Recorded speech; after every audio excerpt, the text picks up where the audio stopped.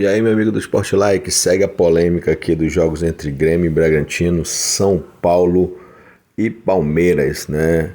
O Ramon Abate Abel foi muito ruim ontem na partida, vários erros da arbitragem, vários erros do VAR que é intervencionista no Brasil, mas que nesse jogo, inexplicavelmente, não chamou o árbitro para revisar nenhum lance, principalmente o do pênalti e da entrada que o jogador do Palmeiras, o Andrés, deu no Marco Antônio do São Paulo. Então, o Mauro César Pereira vai trazer aí a sua visão, vai dar uma sugestão, mas nem tudo isso vai ser possível porque a arbitragem do Brasil está muito ruim. Muito. Agora vocês imaginam, isso acontece na Série A, tu imagina na Série B, na Série C, na Série D, que ninguém acompanha. Então, mas a princípio, se inscreva no canal, deixa aquele like e vamos embora para cima assistir o vídeo aí. Críticas pela atuação de Flamengo e Cruzeiro já, né? Para você, quão graves foram esses erros cometidos nesse jogo de ontem? E você acha que cabe, de fato, uma investigação?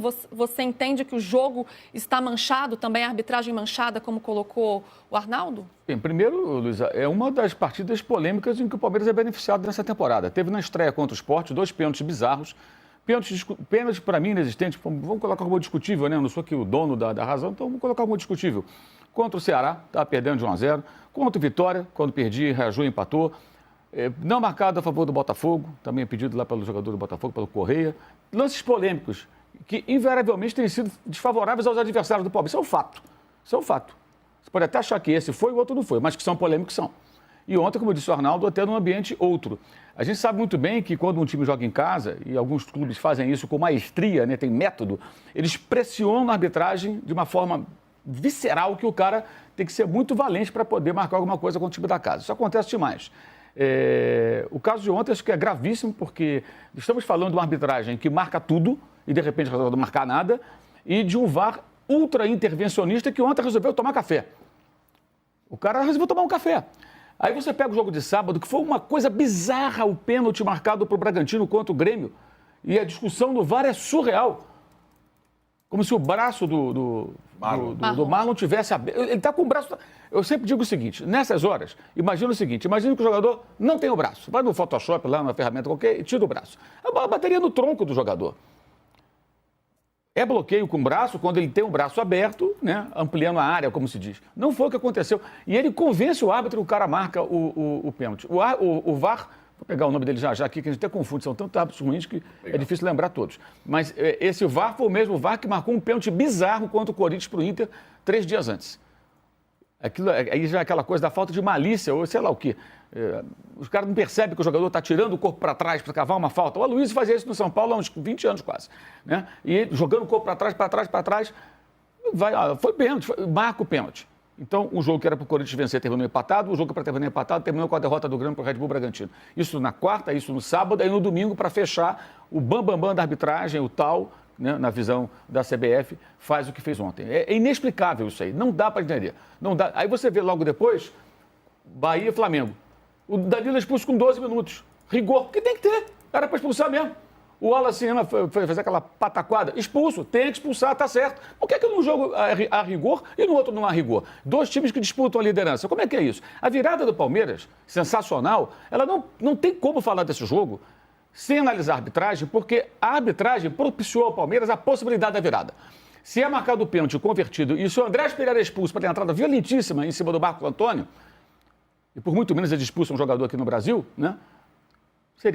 Todos hão de convir que dificilmente o Palmeiras teria força para reagir. Você com um jogador a menos e, eventualmente, com 3-0 contra, ia ser mais complicado. Então, a virada espetacular, que eu acho até que se parece muito com o jogo entre Corinthians e Flamengo, o adversário joga o primeiro tempo intenso. Perfeito. Aí joga, corre, faz 2-0. No caso do Corinthians, o erro foi não fazer os 2 gols, mas fez 1-0.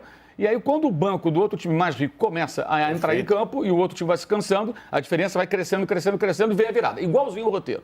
Igualzinho. Só que um jogo terminou com derrota do Corinthians, porque o Corinthians foi incompetente no primeiro tempo, teve várias chances e não conseguiu resolver o jogo. Era para ter feito 2 no Flamengo ou 3 até o começo da segunda etapa. O Corinthians teve o pênalti a favor. E teve um pênalti a favor, exatamente. São Paulo não, né? Bem discutível também, mas vamos lá. E agora, esse jogo de ontem, o que acontece? Na verdade, o São Paulo fez 2 gols, Teve um pênalti não marcado, era para ter expulsado o jogador adversário, nada disso aconteceu. Então não tem como separar uma coisa. Eu não consigo fazer essa manchete e botar no pé da nota, no pé da minha coluna, que é arbitragem. Não dá, irmão, não dá. Para mim não dá. Não dá. Não dá. E esses caras estão acabando com o futebol. Não dá vontade de ver futebol. Não estou falando do jogo específico, não. É do combo. É do combo. E foi quarta-feira, eu já fui dormir irritado. Falei, cara, que absurdo isso. Não importa se é o Corinthians, se é o Inter, se é o Flamengo, se é o Palmeiras, se é o Atlético Goianiense ou se é o Juventude. É absurdo isso. Aí no sábado, outra vez. Falei, cara, o que é isso? O que esses caras estão fazendo? Eles já atrapalham o futebol. Assim, olha, sinceramente, depois desses 3 jogos, assim, se eu pudesse, eu ficava um tempo sem ver futebol. É porque eu trabalho com isso. Porque não dá vontade, cara. Que vontade você tem de assistir um jogo? Se você é um torcedor que ama o futebol, que gosta de ver vários jogos, que assina o pay-per-view para ver todos os jogos, né? Que tem um ou outro que tem esse perfil, a maioria não. Você assina para ver teu time, mas enfim, essa é outra conversa. O camarada vai ter tesão de ver um jogo de futebol? Não tem. Fala, cara, não sei o que vai acontecer aí. Agora, até respondendo a enquete, né? Acho que tem 2 itens ali. Um, mudar o comando da arbitragem. Isso é urgentíssimo. Sem dúvida, hoje. O novo presidente da CBF, a gente pode chamar de novo ainda, ele herdou essa equipe e manteve. E a outra, eu acho que é trazer alguém de fora, não para apitar, como o Castrilli, né, que fez bobagem no passado, como o Trajano lembrou, mas sim alguém para comandar a arbitragem e dizer o seguinte, olha, isso aqui não é falta. Eu não quero intervenção do VAR a toda hora. Um cara com uma cabeça diferente, como é o futebol lá de fora, de outros países. E mudar a mentalidade. E aí tem que ser ordem. O Ramon Abate-Abel, isso aqui não é falta. Você não vai marcar esse tipo de contato físico. Porque quando eu falo de prejudicar o futebol, em vários aspectos. Até no aspecto tático, no aspecto do espetáculo. Exemplo, hoje, no Brasil, isso é uma coisa que é até recente, aqui lá fora é mais antigo. Os times tentam pressionar o adversário, roubar a bola no campo de ataque, desafiam o time que está se defendendo a sair jogando, sair da pressão. Ok. É inviável em muitos jogos aqui no Brasil, por quê? Né? O Arnaldo resolve pressionar a saída de bola do meu time. Aí o atacante do time do Arnaldo me pressiona e eu não tenho para onde tocar a bola. Tem 2 jogadores me cercando. O que eu faço? Espero o contato, dobro os joelhos e caio. O árbitro dá falta. Então, por que ele dá falta? Para se proteger do quê? Se a bola for roubada e sair o gol, ele vai ser criticado. Então ele se protege. Ou seja, o jogo fica em segundo plano. Ontem, no segundo gol do São Paulo, aconteceu um lance inverso. O Vitor Roque, em ótima fase, fez gol, está sensacional. Mas ele tem uma mania terrível de se jogar toda hora. Numa dessas, ele roubou um pênalti no Campeonato Paulista contra o São Paulo mesmo. Logo que ele chegou aqui. Ontem, ele deixa de disputar a bola, cai, pode reparar, ele fica levantando o bracinho, pedindo uma falta que não houve. O Enzo leva a bola no fundo, cruza, o Tapia faz o gol. Então você vê que esses vícios, vou citar mais um aqui famoso, Bruno Henrique, cai o jogo inteiro. Se joga o jogo inteiro, o jogo do Flamengo. Se joga, reclama, chatíssimo, né? Isso tudo é estimulado por essa arbitragem. Se ela reprimisse esse comportamento, isso diminuiria ou até acabaria. Acabaria, acho que não, mas diminuiria bastante. Mas a arbitragem, ela estimula isso. Então tem que mudar o comando da arbitragem urgentemente e vir alguém com uma outra mentalidade. Não adianta trazer um outro ex-árbitro brasileiro. É a mesma coisa que central do apito, esses ex-comentaristas, ex-árbitros. Tirando um ou outro aí, eles sempre concordam quase sempre com as marcações porque eles apitavam dessa forma. A cultura de arbitragem deles é essa, é péssima. Isso está matando o futebol. Alguma coisa tem que ser feita, o presidente da CBF tem que ser severamente cobrado. Só 3 nomes. Presidente da Comissão de Arbitragem, repetindo, o Rodrigo Cinta, que foi um péssimo árbitro de São Paulo e é péssimo comandante. Os 2 de Bragança, né? O Lucas Casagrande, árbitro, que é um árbitro inexperiente, e o VAR, Gilberto Castro Júnior, os 2 do jogo Bragantino e Grêmio. Que foram afastados também, né? Assim como os 2 do Clássico Paulista. Bom, ontem tivemos muitas manifestações, muita revolta por parte dos são paulinos, claro. O Crespo, o técnico do São Paulo, sempre muito polido, né? Ontem até ele subiu o tom, falou que nunca viu nada tão escandaloso em 32 anos de futebol. E a diretoria do São Paulo também se pronunciou. Carlos Belmonte falou que o VAR é uma vergonha. Vamos ouvir o dirigente são paulino. Eu acho que o Wilbert, que era o chefe do VAR hoje, não veio. Eu acho que ele faltou.